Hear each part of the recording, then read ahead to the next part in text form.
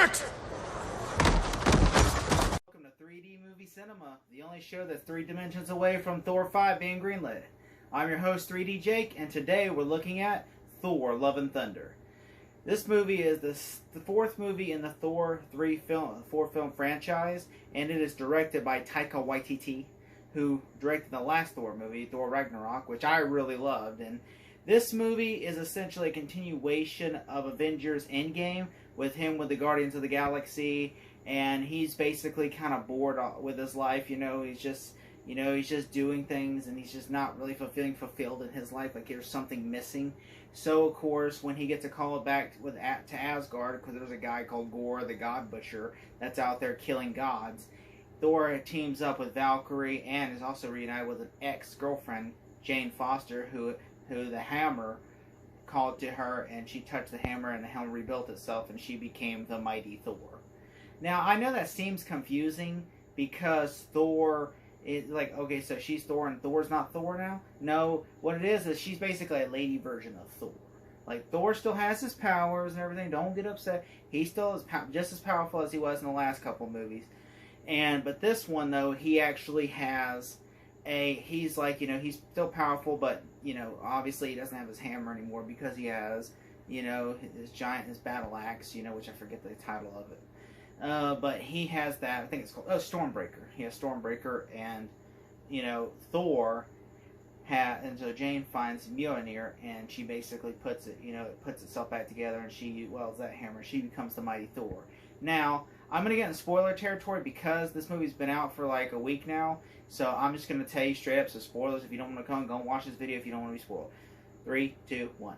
So, Jane is dying of cancer. She has stage 4 cancer. And basically she gets, the hammer. She finds out that, who'd be worthy. They'll be cured of all their illnesses, powers, and all that. But because she's a human being, yes, it does make her mighty and everything, but the fact is the hammer is draining her, mortality from her, and it's killing her.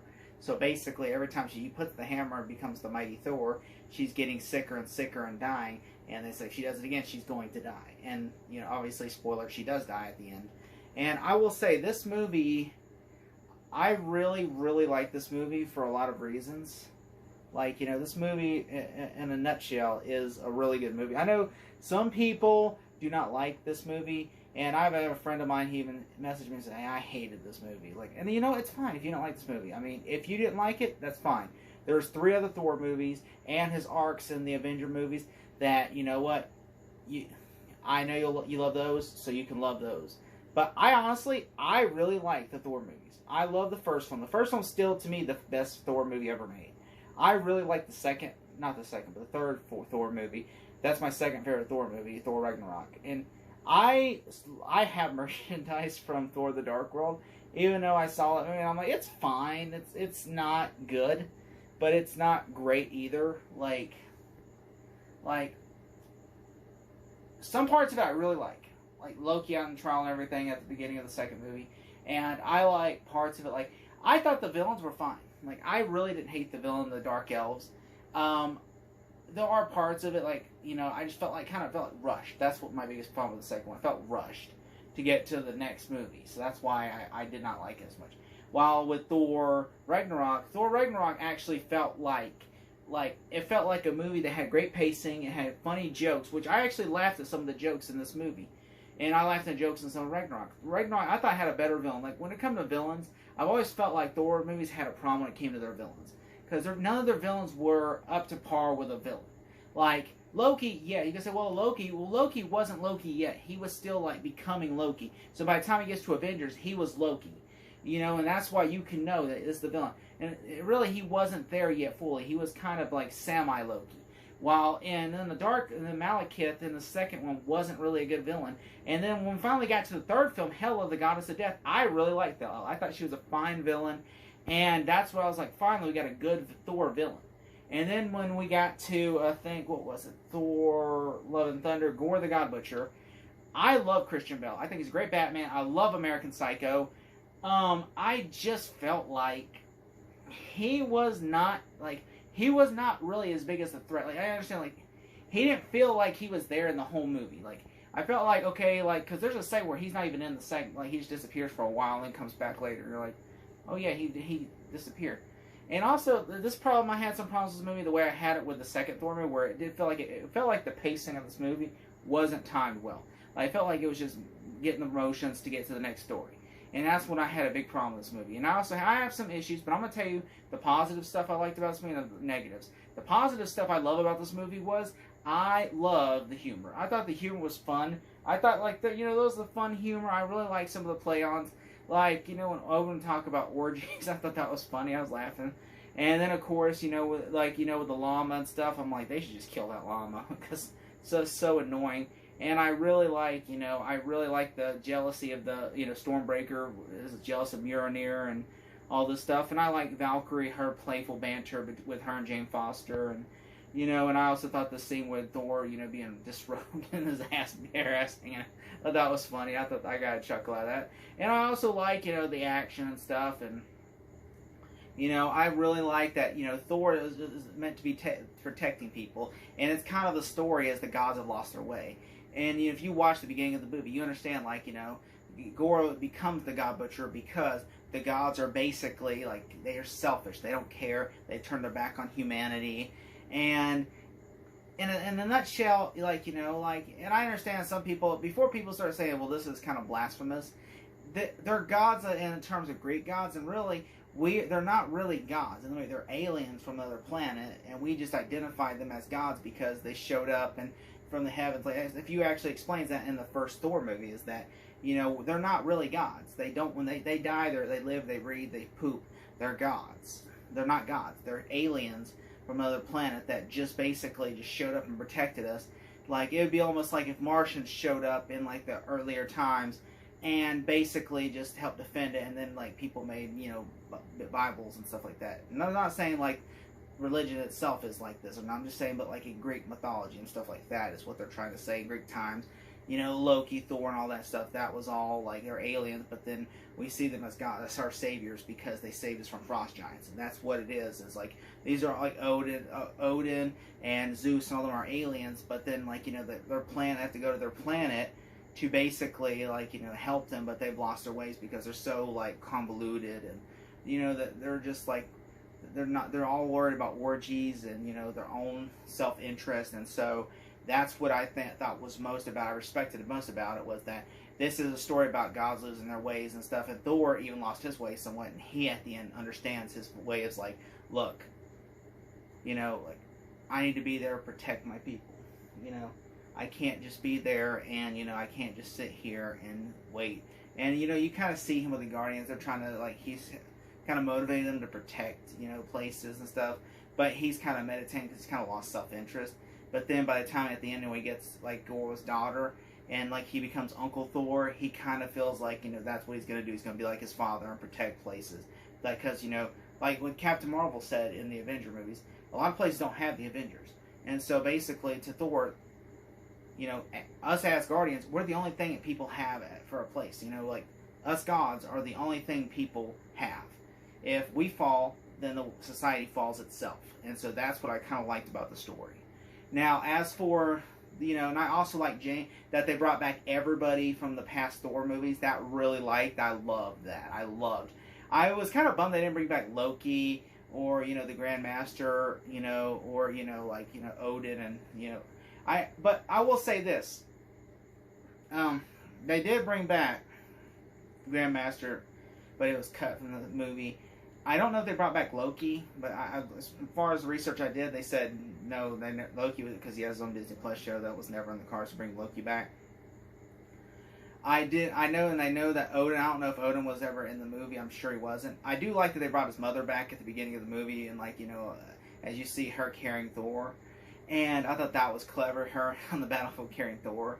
I thought that was clever.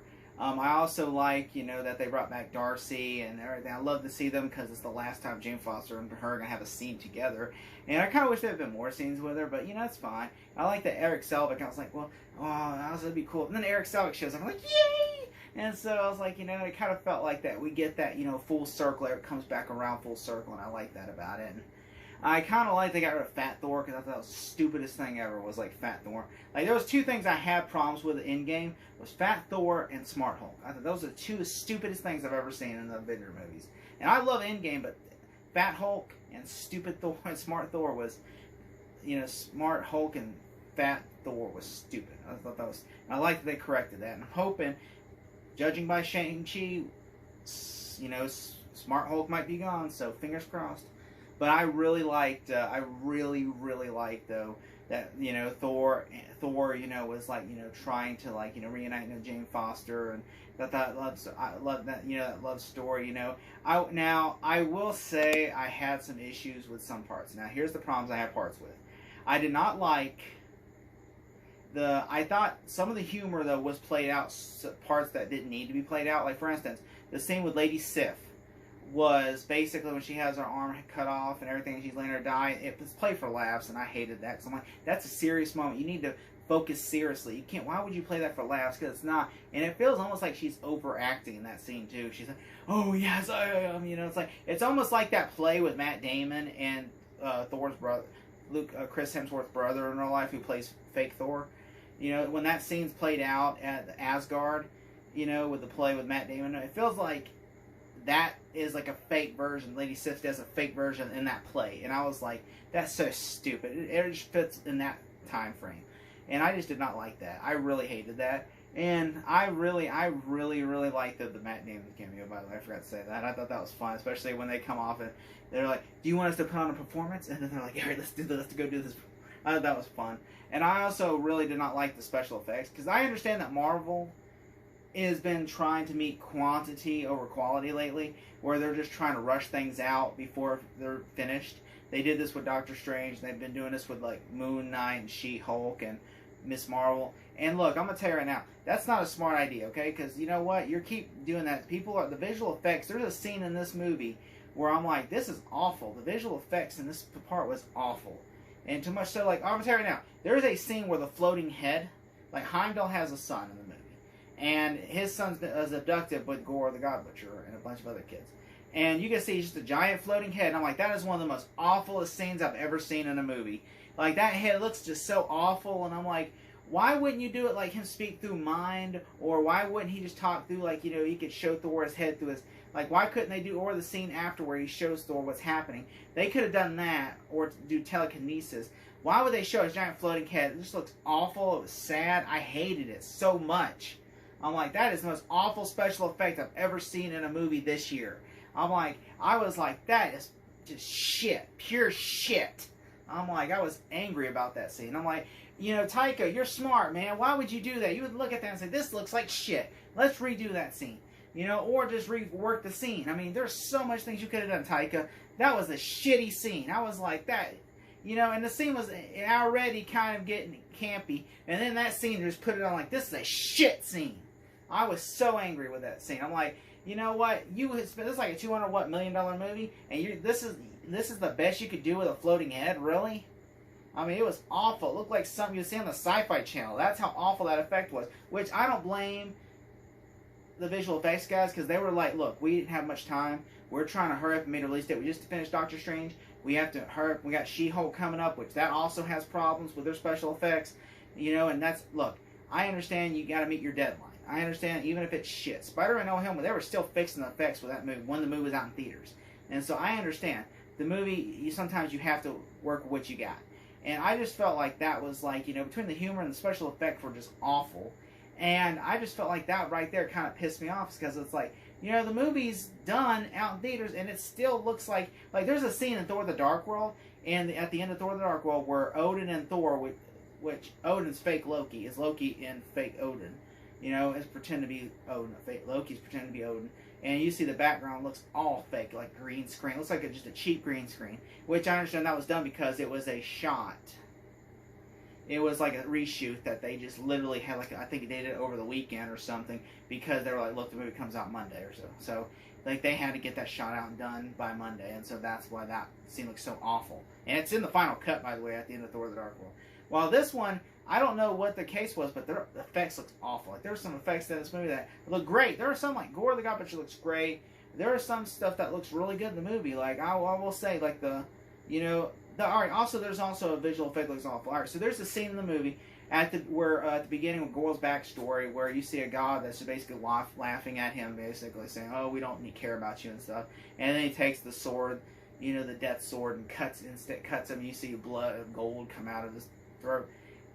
He looks fake. Like, that god looks fake. Like, it just looks like he's on a green screen. It looks like he's in bad motion capture, where his head's over here and his body's over here. And I'm just like, that does not look motion captured good at all. Like, that is so bad.